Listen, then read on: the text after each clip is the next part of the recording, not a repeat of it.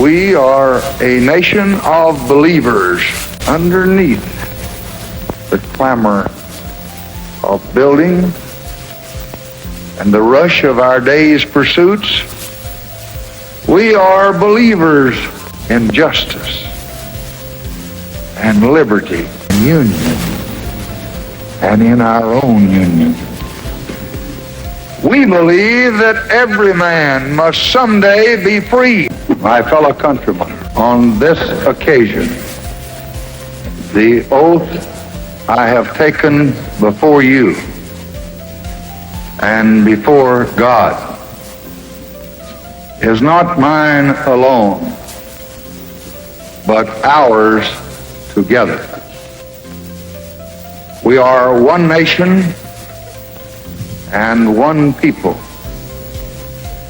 Our fate as a nation and our future as a people rests not upon one citizen, but upon all citizens. That is the majesty and the meaning of this moment. For every generation, there is a destiny.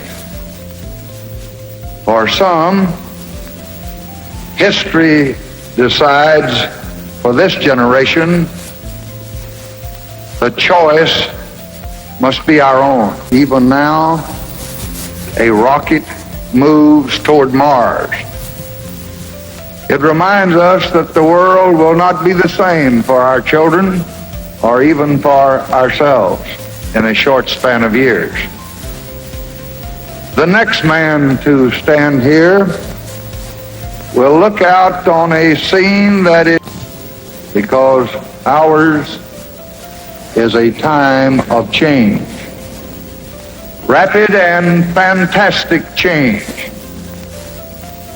bearing the secrets of nature, multiplying the nations, placing in uncertain hands new weapons for mastery and destruction, shaking old values and uprooting old ways.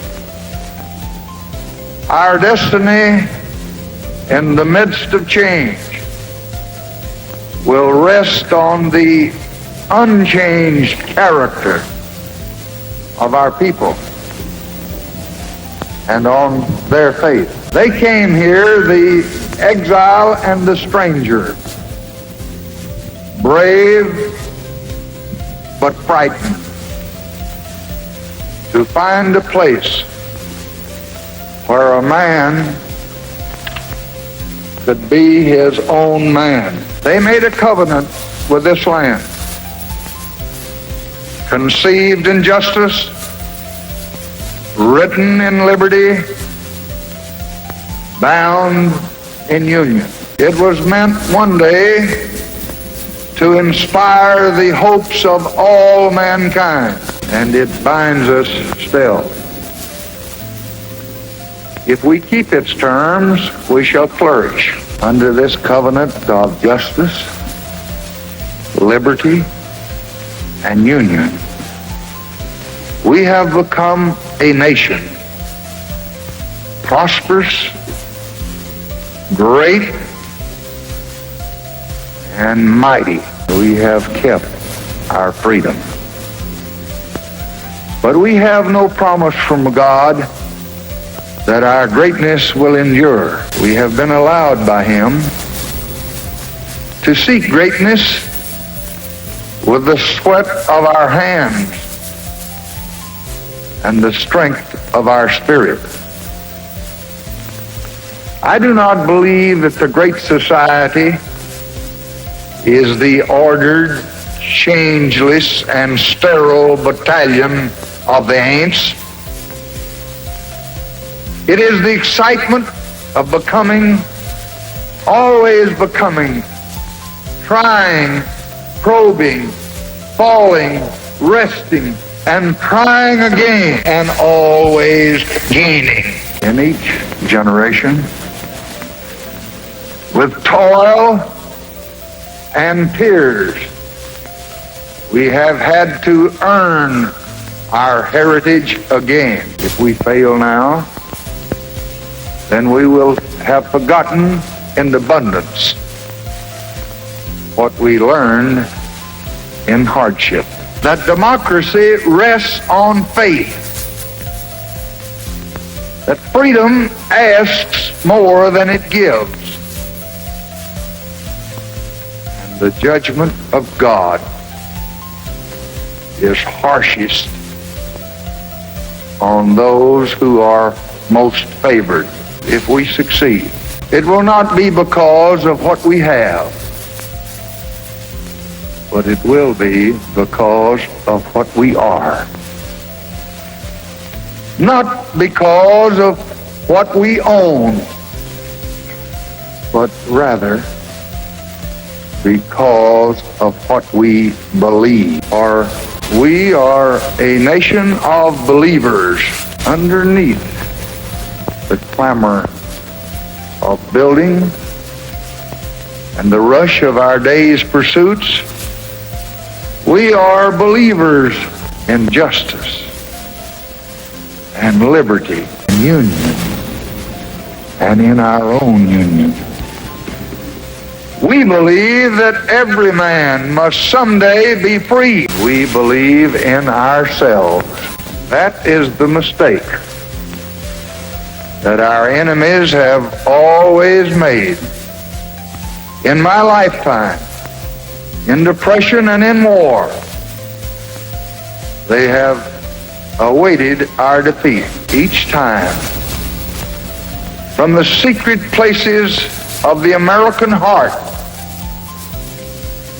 came forth the faith that they could not see or that they could not even imagine. And it brought us victory, and it will again. For this is what America is all about. It is the uncrossed desert and the unclimbed ridge. It is the star that is not reached, and the harvest that's sleeping in the unplowed ground. Is our world gone? We say farewell. Is a new world coming? We welcome it, and we will bend it to the hopes of man. And to these trusted public servants, and to my family and those close friends of mine who have followed me down a long, winding road, and to all the people of this union and the world, I will repeat today what I said on that sorrowful day in November last year. I will lead, and I will do the best I can. But you must look within your own hearts to the old promises and to the old dreams. They will lead you best of all. For myself, I ask only in the words of an ancient leader, give me now wisdom and knowledge that I may go out and come in before this people. For who can judge this? Thy people that is so great.